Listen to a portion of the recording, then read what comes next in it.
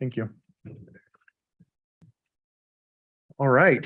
I'd like to welcome everybody out to the South Weaver Planning Commission this evening. Thank you for coming out. We'll go ahead and get things started with the Pledge of Allegiance, and Commissioner Boatwright will be leading us. Everybody would rise, please.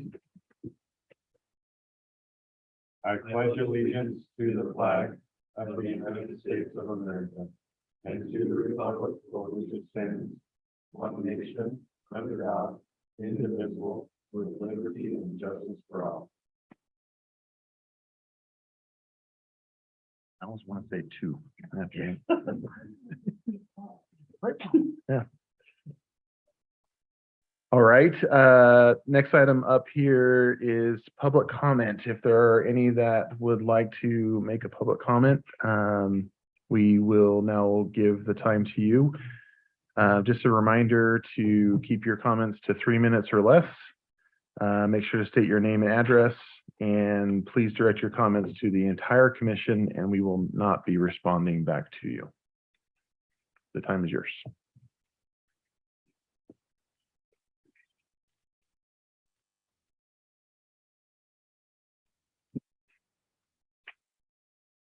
Paul Sturm, South Weaver City. My comments and questions tonight have to do with agenda item 6, which is the discussion on residential multifamily R7 zoning code updates with the R5 overlay. And the packet that I passed out, the Planning Commission, it talks about the action to be done, and it's an ordinance review. The first comment I has to do with section 4-8-3 for definitions. And it reads, any area city with a zoning designation of agricultural, residential, low density, RL, modern low density, RLM, residential moderate, residential patio, and residential multifamily 7 R-5. I believe that it should read the sentence that reads residential multifamily 7 R5 should be as residential multifamily 5 R5, as is shown and discussed in other sections of this document. On paragraph 10-1-10A, land use matrix. I'm saying, please define the first row of the table as zones, because that's not identified. And please define what terms P and C in the table mean. Thank you. Oh. Plus, there's a lot of other typos and things in the document, so it's not ready for finalization right now. I know it's a draft. So if you like to, few right before this. Huh? I found a few right before this. oh, you found it? Uh-huh. Oh, okay. Yeah. Well, I find it when I find it. Thanks, Give Trevor. you something. Thank you, Paul. I can work with one if you want sometime. Okay.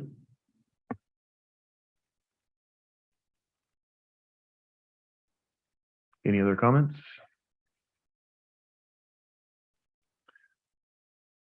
All right. Yeah, I always read. Do I need a motion to close public? Okay, awesome. Thank you. All right, we'll go ahead and move on to, or we'll officially close public comment and move on to item number 3, approval of consent agenda. So I'll open up to my fellow commissioners on if they have any comments to fix or address. Commissioner McFadden? Can the record be corrected to say McFadden instead of McFarland? You don't like McFarland? That's a good movie. McFarland USA.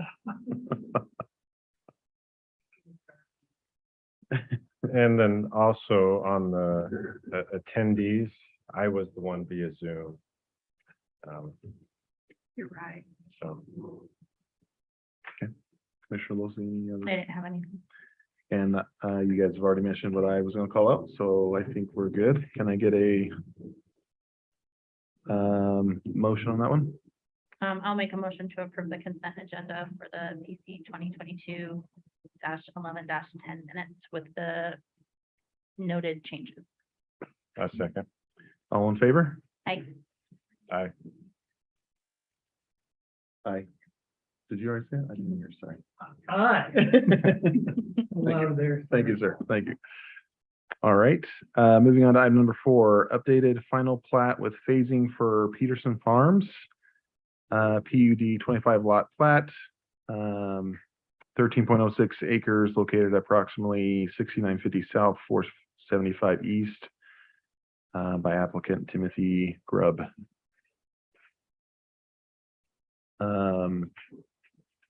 Trevor, do you want to walk us through that one? Sure. We've already seen the final application and final plat for this development in planning commission. However, as the developer was considering the construction of the project and the timetable that it would need, they became concerned just with the growing climate of construction prices and of material availability. And so they wished to add phasing to their project. So it's just adding 2 phases to the project. What this does in essence, for the developer is, having it in phases, they can complete the improvements on one phase, and record that phase, and not be holden to complete all of the improvements for the entire project at one time. And so it just allows some flexibility on construction timetables for them. So what this does in that plat, basically the northern portion of the project becomes phase 1, and then phase 2, which is the southern portion with the multifamily units near South Weaver Drive, will become phase 2. Both the phases are going forward for approval for the city council, and then it's just up to the developer on when they're going to come in and apply for which phase on the construction side of that. So that's basically all. The other recommendations still are intact. It's just an amendment to that final subdivision plat that's looking for the action tonight. Got it. And just to confirm, that's the only change that's happened since we last saw it? Correct. That's the only change that's happened. Okay. I did have a quick question. Between the 2 phases, is there a time frame that once phase 1 is completed, that phase 1 or phase 2 then needs to begin? Or is it totally up to the discretion of the developer? It's totally up to the discretion of the developer. Okay. I'm just wondering if there's any concerns about not developing, like, because if it's, you get the single family homes, which is projected for the phase 1 developing, all getting done, but then nothing gets done with the phase 2 plan. I mean, you could go years and that just sits. Yes. Okay. Good. I don't see an issue with it. It's an open field right now. Yeah. It's sitting right now, empty. I've seen that as a concern if it was commercial. But where it's residential, I don't. That's true. That's true. reason why. That's a fair point. I agree. It's not a concern, just we'd have a field a little bit longer. I'm okay Open with that. space. Okay. Yeah. I'm the same. I have no concerns. I don't see an requirement for us to officially move this in an official manner. Is that a mistake on the agenda? Yes, it is. It is Okay. an error on the memo, so you do Okay. need to make an official recommendation. Okay, then I'll look for a recommendation.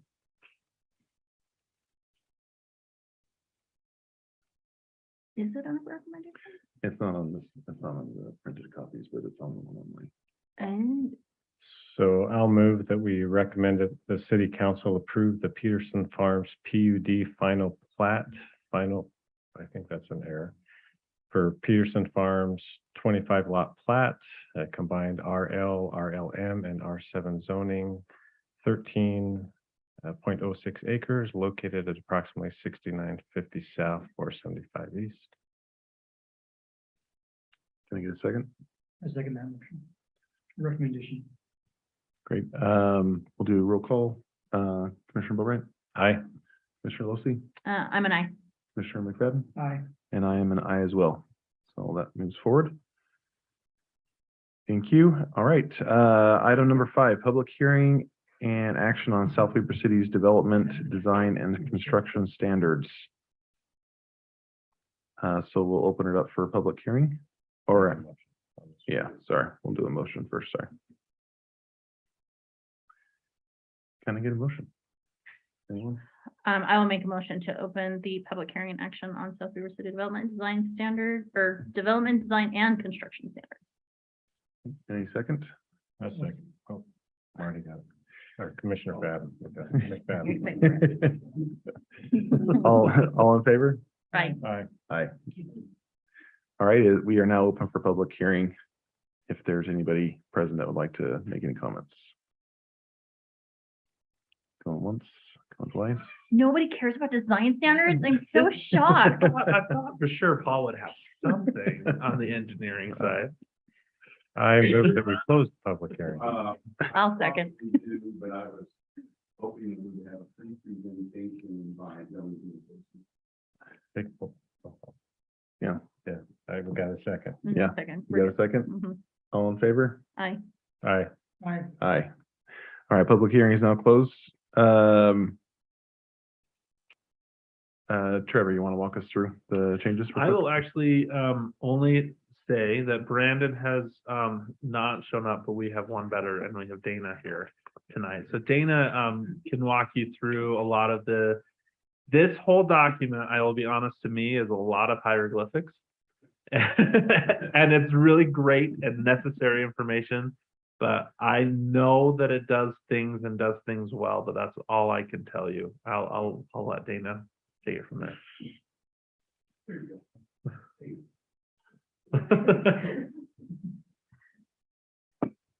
Brandon sends his apologies. He had a conflict, so he sent me. We'll take you. Dana Schuler with Jones and Associates. So this is, it's been 5 years since you updated your design and construction standards. So as the years go by, we keep like red line versions and notes and stuff. And typically every 2 to 3 years is when we would update things, but this one just went a little longer. So this was quite extensive, just revisions. It's no major overhauls of anything. It was just a lot of red lines. So in just as an overview, you have it's a development, design, and construction. So it does just talk about, like in section 1 is just kind of general, gives all the acronyms and definitions and such. Section 2 is the development standards. So that's the items that are applicable to development. And things that just says that this is the responsibility of the developer and this is what the city will do and such. In section 3, we actually talk about design standards, and those are for any construction project within the city, development, developer-driven or city-driven projects. We all conform to those same standards. The same goes with section 4, which is the construction standards. And with the construction standards, you have all those plans at the end of the book. And then section 5 are the technical specifications. Then you have the plans, and then we have some appendices that talk about, that get really into depth into design and construction standards of storm drain, LID, and geotech reports. So All the really interesting detailed stuff it is that we also- all know backwards and forwards, right? And does anyone have any questions in general or about anything in this, like? I don't have like a lot of questions, other than I'm very grateful of the thoroughness of the review. I thought that was really great to see that. The only, I guess, question I have is, do you feel like anything that you've added is something that could be considered like above and beyond like normal requirements, or do you feel like what we're trying to lay out here is kind of maybe not the minimum standard, but just like a really good standard that we can be proud of in the city? But I think generally these are pretty common throughout like all the cities that we deal with. The one major the biggest change in here is the requirement for LID, but that comes down from the state. So every city has to abide by it. We're not requiring anything over and beyond the state standards. For what, sorry? Low impact development. Oh, okay.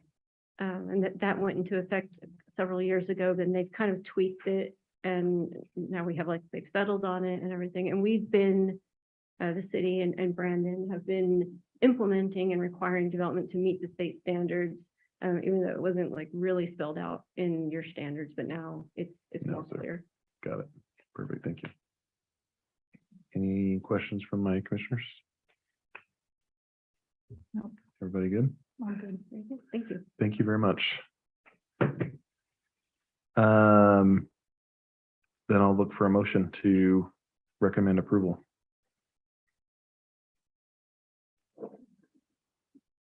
Make a motion to recommend approval for the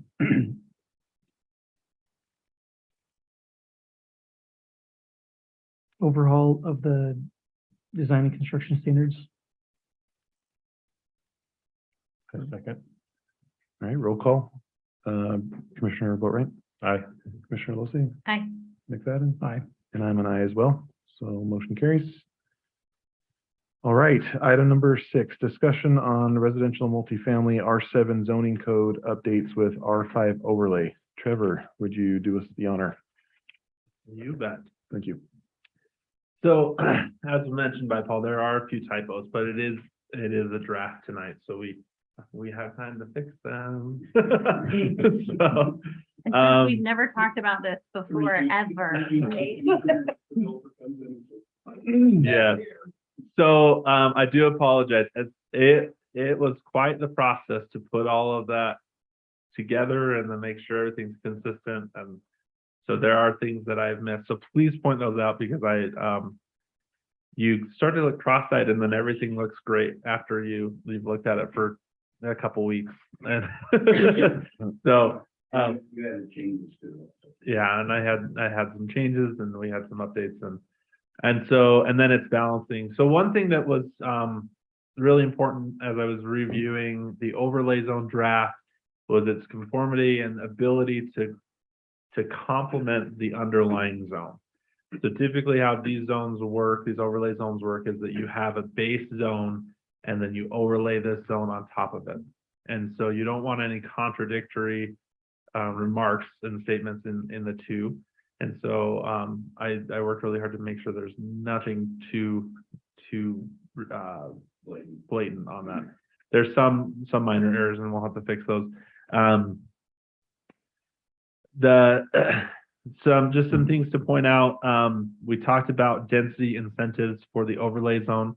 If you saw that section in there, because we have it was an R5 base zone. We talked about a potential of having a 3-unit increase depending on the improvements done. That is why you see a 60% number in there. It feels very large, but that equates to 3 units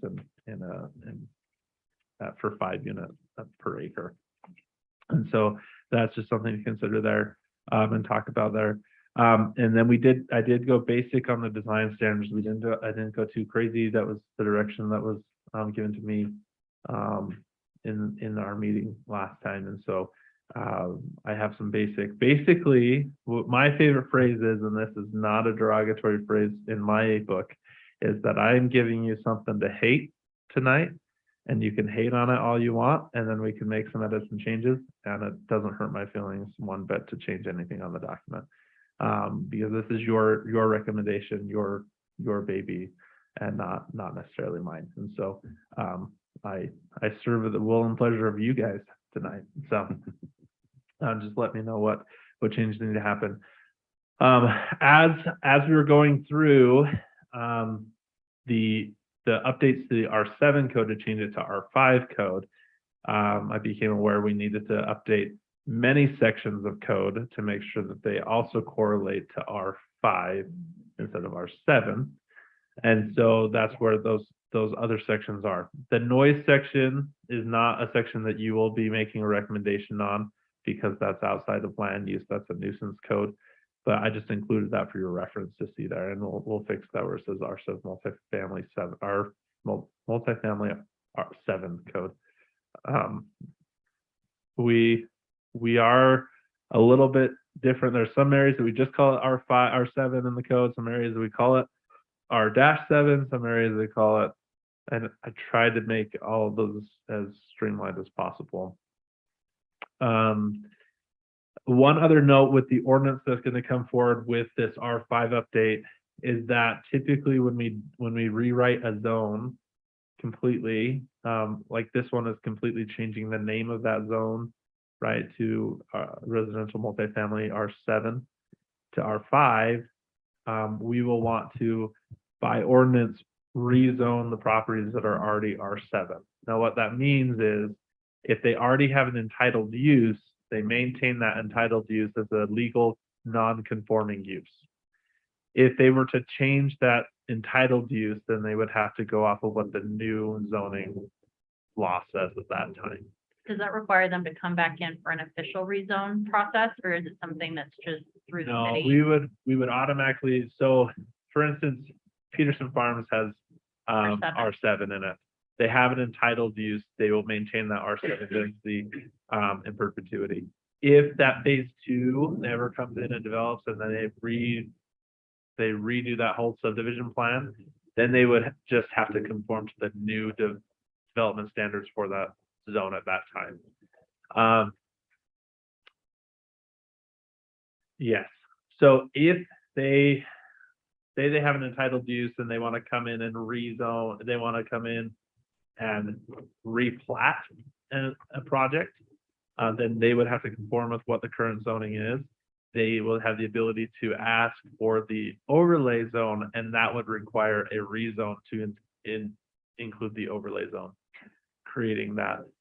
That zone would then be called, in this case, and I don't know if I love the name of the zone I gave it, but we can do whatever. There's a million different things we could call it. I just said we just need something in there to hate. So it would be the residential multifamily R5 zone with a strategic growth overlay. So it would be R5-SG would be the designation on our zoning code. As long as it's not called the bane of your existence, I think we're fine, right? So we can call the zone whatever we want. I just put something in there for us to talk about, just talking point there. I'm not sold on it. It's not a standard thing. You can call your overlay zones whatever you like. Typically, it's how you're going to use those overlay zones, and so that's why I decided on strategic growth, because more density sounded weird, like R5 MD, because we want more density, and it doesn't seem right. So incentive overlay, we could do that, yeah. So there's a multitude of ways that we could do that. So just be aware of that. If there's any entitled use that wants to redo anything on their property, which we know that the gateway is one of those, then they would be required to submit a rezone for the overlay zone on top of what they have before they can replat. So it just adds that step to those who want to change their entitled use. Do we know approximately how many sections of the city? I know we've talked on 2 with So- Pearson Development plus the South Weaver Gateway. Mhm. Isn't it also the Loft Development? Are there any others that were zoned The R7? Loft Development has the CO Oh, zone they're currently. commercial overlay, so they're completely separate. Okay. Yes. The Freedom Landing has it was R13 back when that was approved, and Okay. now it's R7. It would be the R5 zone at that point. Again, they'd be a legal non-conforming use, right? It's if they ever come and say, I want to add 2 more units to our development, we'll say, no, I can't do that. So we just basically will take anything that has that current zoning designation and rezone that. All the public noticing would go out with that ordinance, and so you'll see that with the next ordinance review, and when we're ready to do that. It will be fun. So. Any I will do that. other highlights you want to point out? Let me double check. Can you really quickly explain what the P and the C does mean on the land use matrix? Oh, Is it sure. permitted and conditional? Yes, so it's permitted and conditional, yes, and that is in the code. It is in the code to find that. We're just updating the table itself, so that's why it wasn't included in the Okay. draft ordinance. As well as all of the zoning designations, those are also defined up higher, we're just not amending those portions. Except for the R5 now, I have to look and see, make sure we're doing that. So I'll go double check. Anything else, Trevor? I don't believe so. I think that's it for me. Thank So you. I'm just open to questions and comments. Yeah, again, I agree, open to any questions or concerns that my fellow commissioners might have here. None, I mean, obviously the spelling mistakes and just the missed typos where it's the 5 versus where it should, or showing 7 versus the 5. You know, things like that, but I first read through it, I think it captured a lot of what our discussion for the past couple of meetings asked for. So I think it's good, and we're still making sure that you can allow for townhomes, you know, with the 0 lot lines and all of those definitions have been incorporated into the draft. So, And all the typos will get caught on the final draft. yeah, As it goes through, it'll be caught. Commissioner Boatright, any? Same feeling as Commissioner Losey. I think you've captured our discussions well, and I didn't look at this with an editing eye, so I just read right past all those mistakes. It looked good to me, but I trust everybody else, so, yeah, well done, so. Great. Commissioner McFadden? I agree with those comments. I think substantively, it is reflective of what we've talked about. I don't have any additional comments either. I think you did a great job. So thank you for your hard work there. Appreciate it. Since this is just a discussion topic, we're not officially approving anything today, correct? No. Okay. So the next, just a question for you then, Trevor. Next steps would be, So we'll get the complete drafted ordinance that needs to be reviewed by Jamie before we send that out. 2 weeks prior to the next meeting, we'll send out the public notice for the ordinance as well as the rezones that will happen with the ordinance. And then we'll have that meeting in January, January 10th, I believe it was. Yes. And so, after that meeting, then it will go to the city council in the February meeting for them to consider and approve. So I do have one Trevor? question. January 12th. Oh, January 12th. Thank you. About the rezone. Can a property owner object to the rezone, or does code kind of say too bad? I mean. They can object to it. They can come and voice the objection. However, it is a legislative decision by the city council, and so the city council can still do that. playing that scenario out, how does that work if you've got a landowner that says, I reject this R5 overlay, you know, I want it to stay R7, but if the city council ends up amending our code and allowing it, then what happens? So similar to our CO zone, you know how we had that rezone that we initiated back in June, Yep. I believe, May. If the city council were to grant that and maintain a legal non-conforming use, then if they make an application, they can make an argument that they have the entitlement to use the previous zone. Okay, So with this, like with the CO zone, because that property was had the CO zone still on it, then they would be able to make an application and say, no, we get to use the CO zone because we still have that zoning designation. okay. And that's harder for us to fight, right? And so if that's a big, if the city council wants to grant that, then that's the risk that we would have to take. So that becomes their call to make. Mhm. Perfect. any other comments? All right, thank you again, Trevor. Appreciate it. Moving on to item number 7, Planning Commission 2023 goals. So this is a follow-up to our discussion last month around are there things that we'd like to present to the city council in January around things that we would recommend that we focus on for next year. I think after that, properly turn on them.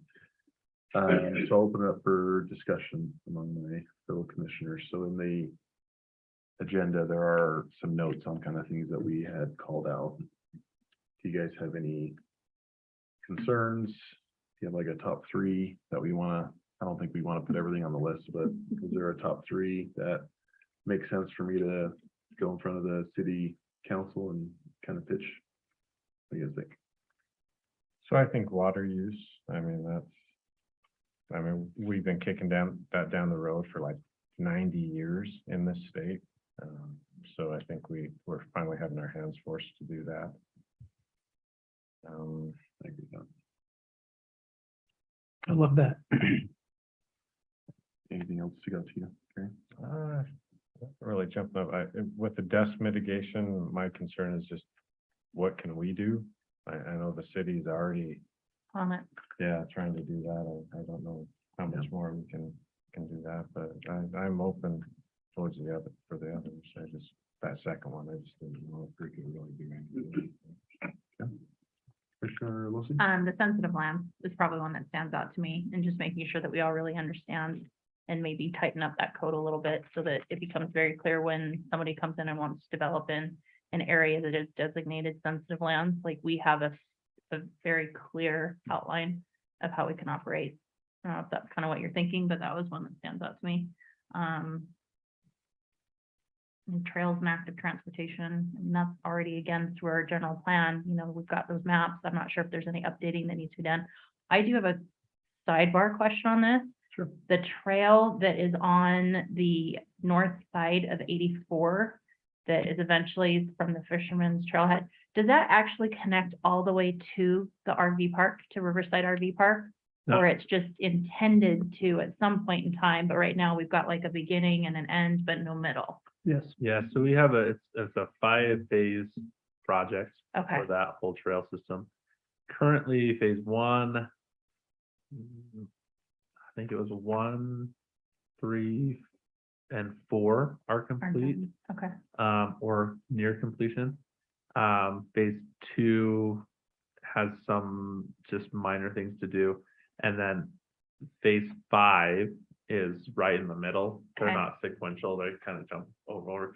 Phase 5 is the longest piece and it has the most impact to personal property. okay. And so property acquisition is kind of the bear in that, that fight Are they there. working on acquiring property to make that happen? Is We- that what's yeah. going on? Okay, Yeah, so we've been working, when I say we, it's the city, the Davis Weaver Trails Foundation, the Wasatch Front Regional Council, have all been, kind of have our hands in the pot in different ways. Recently, we've all kind of come together and said, okay, how can we make this happen? We're really close on having a lot of it done, probably within the next 2 to 5 years. We're hoping to have everything complete, but I just had noticed there was a section of it and I saw some bikers on it, and then all of a sudden they were just out in the weeds, and I was like, I don't think that's done yet, so I was just curious. yeah. It's Had pretty the big unimproved. Fat Yeah. tires, and I was like, well, I guess they're not gonna get stuck, but, okay, thank you. That was just a random squirrel No? thought, so. Commissioner McFadden, any priorities that we haven't already called out? Water use and sensitive lands, anything that? Those are in line with my top priorities as well.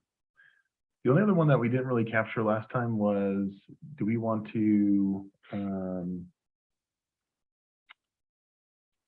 from a code committee perspective, and you'll have to correct me, kind of how that is structured and who, I think council decides agenda for code committee, is that correct? Or do we decide agenda for code committee, or is it a? Well, if you've been at our Yeah, joint okay. meeting with the city I know, I council, apologize. I do instead of apologize. being sick, No. I missed one meeting. I'll let Gary and Julie, if you want to lend insight to that. yeah, basically, I mean, we kind of, it was a matter of, I think it's gonna be the city council. And then through the code committee, and code committee will give us, because there's just a lot of things, I mean, obviously we can have discussion points, but maybe not be remembering the exact direction from that meeting. Now that I'm literally trying to think about, what was it, We had strung all over the place. a little bit Yeah, on that meeting. it's It, like it did those- kind, it did kind of jump and it went back and forth, and there were certain issues where I think if a priority was being given to it, they kind of felt like the code committee really knows the direction, but I do think there's still an opportunity where if we identify something, So we certainly can identify something and then the council can say, oh, yeah. yep, ahead we and want to do that, direct or we'll staff, take we that want, down. because a lot of it is Yeah. directing staff time, it's Yeah. directing the code And we committee can't time. direct staff. time. No, So, but if we see something as, discussion items come up or, presentations come up like, ooh, this section of the code, I think we can bring it to light, so. But the other thing we talked about was the makeup of the code committee and whether that should be rotating. And I can't remember who it was, but somebody threw out the idea of having the chair and the co-chair of this group Be a part of be a it. part of the code committee. I think Which I'm totally in favor. Well, and it's taking a more, obviously, if you're the chair or the vice chair, you're taking a more active role, but Yeah, these are very, code committee, it's a very intensive, time-consuming Sure. process, and especially as we're talking about going through, because our code was left unchecked and updated for so long, we're really playing catch up. Yeah. And I did have a question about that, and it was something that just I thought after the words, like, is there a limit though to the number of hours that, because I know this is not supposed to be a part-time job or even a full-time job, it's volunteer for the most part.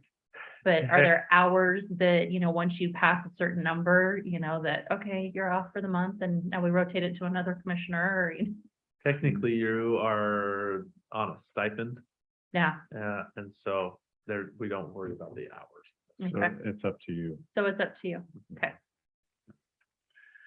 So I think I can be in favor or something like that. But we don't, unless you make it a rule that if you're a chair or co-chair, you're automatically on the code committee, the city council or the mayor designates, don't they? So the mayor will designate, Okay. there's no official laws around our committee structures. Yeah. Right, and so it is kind of loosey goosey, so it could be the mayor just says, okay, let's just do that.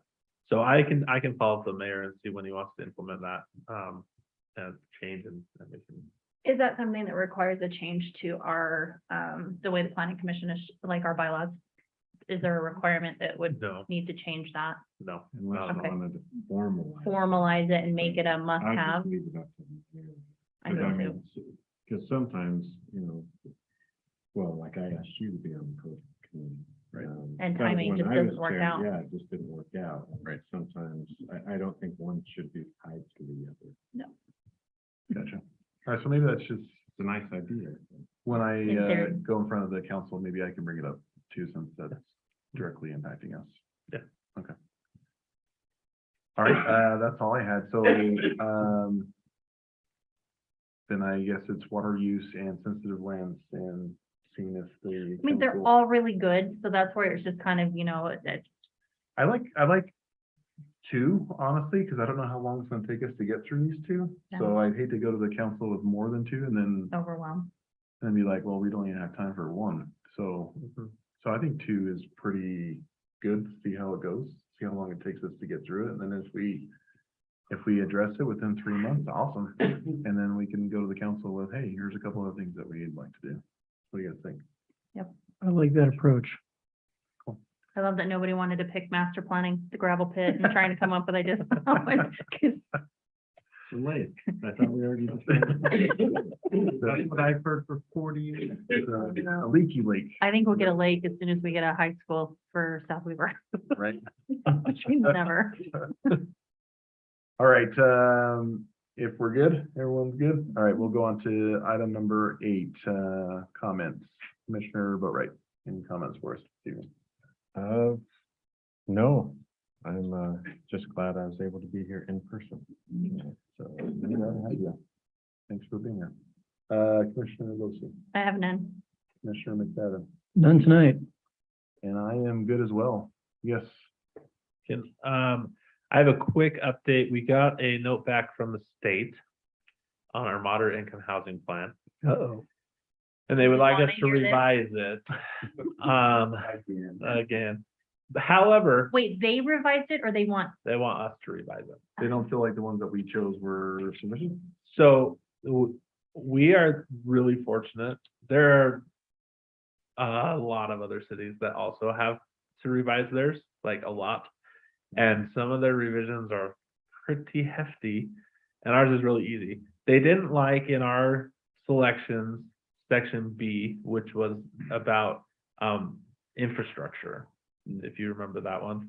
They didn't like our implementation strategy, which was continue to update our capital facilities plans. they want us to put specific dates of when we're gonna update our capital facilities plans, which fortunately for us, we already have those dates. So all we have to do is go and update and put the dates when we actually. Nice. So it's a really easy thing. They made it sound really scary. They sent it to me and then all of my bosses, and I was like, are you kidding me? They sent it to all the city council and said, you guys need to fix this. And I read the memo. I was like, oh, okay, we're good. And then we went to a meeting for it, and there was about 70, 75 other cities. Now granted, only 84 cities had to do this, so 75 other cities. And they all had to make updates and changes, and theirs seemed a lot more hefty than ours.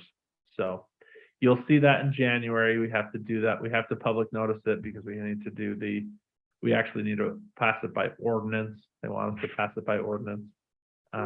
We may, I'm still waiting to hear.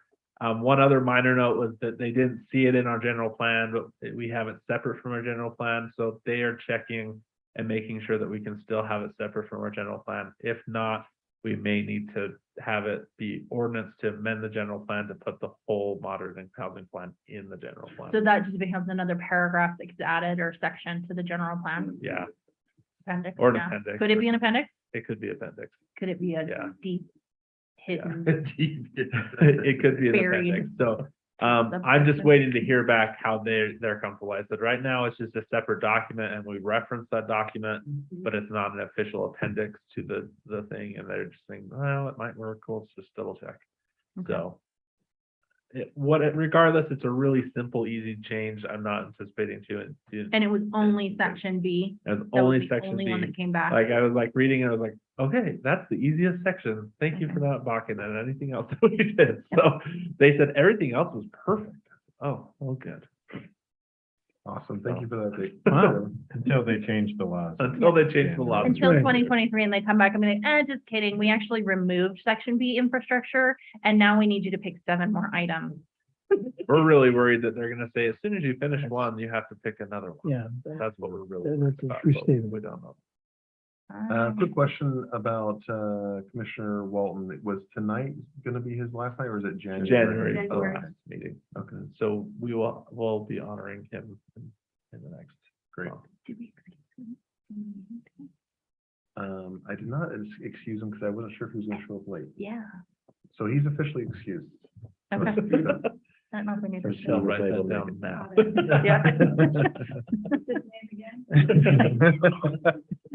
Waldron. So I told you, I'm kidding. Don't have to. I'll wait till next month. I think it's McFarland. No, that's yours. That's yours. All right, I'll look for a motion to adjourn. I move we adjourn. I will second. All in favor?